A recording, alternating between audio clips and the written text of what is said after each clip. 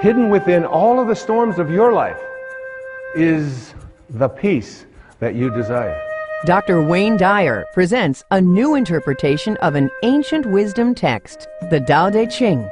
Many people call this a manual for achieving a way of life that literally guarantees integrity, joy, peace, and balance in our life.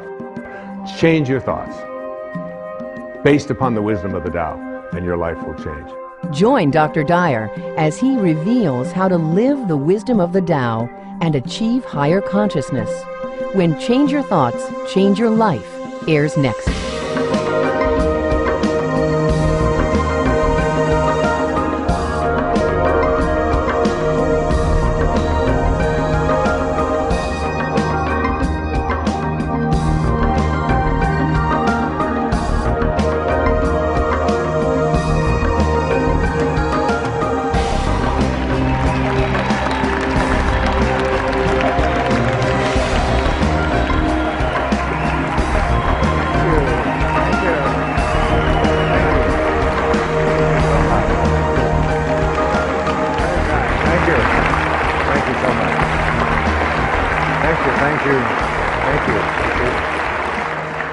Thank you so much. It's so wonderful to be back on public television. It's now 10 years we've been creating public television programs.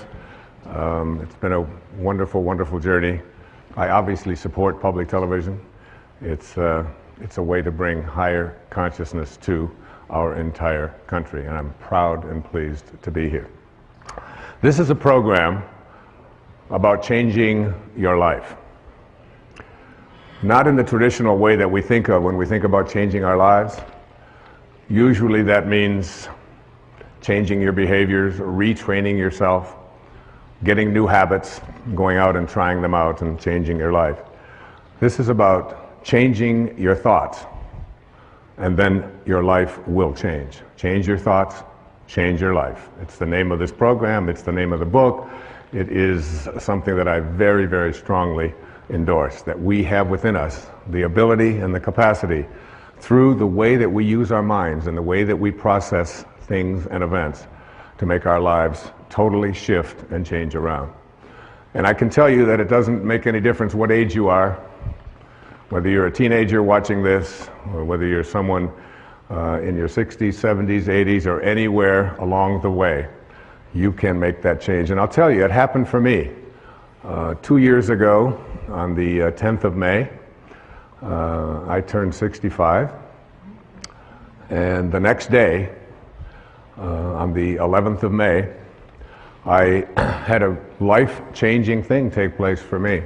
I changed the way that I was thinking about who I am, about what kind of a man I am, about what kind of a person I intend to be for the rest of my life and where I'm going. And something began to resonate with me that I had to make a shift and make a change at the age of 65. I had a wonderful office, which was really a townhouse. It was filled with over 20,000 books. It was filled with clothing. It was filled with records of all kinds. It had pictures on the wall.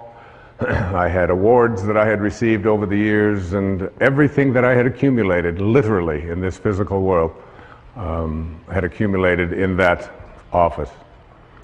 I turned the key and handed it to my manager, Maya, who's been with me for almost 30 years, and I said, I would like you to sell everything or distribute everything that's in there. Sell the townhouse, get rid of it. Take all the records, all the books. I got rid of my shoes. And I left it all behind and turned it over to her to get rid of everything. I detached myself from a lifetime of accumulations, and I moved full-time to a place over in the middle of the Pacific Ocean on one of our great islands called Maui. And in the next months, I began to get a lot of things coming to me about what my life was to unfold, things that I wasn't even expecting. And I think about this idea about what age you are and whether or not changes and shifts can be made, and how difficult so many people attribute this to, they say it's just, that's an impossibility. I couldn't possibly do that. I'm so attached to all of these things. Or I'm too old. I've been living in the same place too long, whatever it might be. Right here in this audience is one of the women that I revere. I think more than any other woman I can think of in the professional world. At the age of 60, she changed her thoughts, and her life changed dramatically. She started a publishing company called Hay House, which is one of the world's largest publishers of spiritual and higher consciousness materials. She wrote a book called You Can Heal Your Life. She's here today. Her name is Louise Hay. Louise, would you stand up and be acknowledged?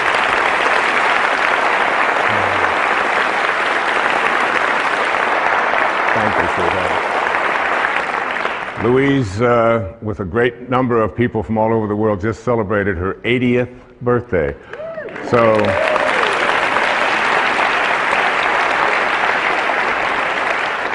I should look so good even at 60, all right? And I'm just so deeply honored that you're here, dear. Thank you. What happened for me in the next few months was absolutely life-changing.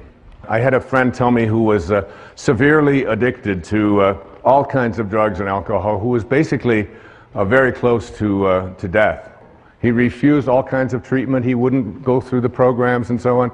But he read a book, and the book was called The Tao Te Ching. The Tao Te Ching. T-A-O-T-E-C-H-I-N-G. Tao Te Ching. Tao in ancient Chinese means the way, the great way. Te is the term that means the application of or the virtue of.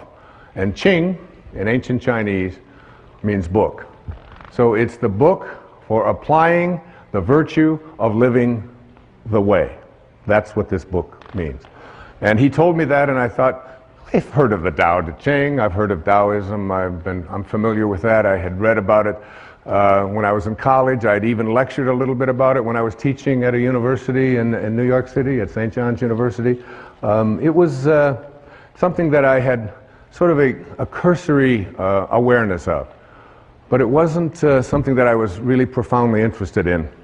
I was watching a TV show one night and someone talked about the Tao on there. I walk into a bookstore and there's a copy of the Tao. This is all happening in the 6 months or so that between when I had left, and knowing that it was time for me to detach myself from all of the things that had been so much a part of my life and move on into a new area of my life. So I couldn't resist it any longer, and I said, I really want to read the Tao, and I'm going to take the next year, a full year, and in that year, what I would like to do is I would like to read each verse. There are 81 verses in the Tao Te Ching. You can read it in an afternoon, but you can study it for a lifetime.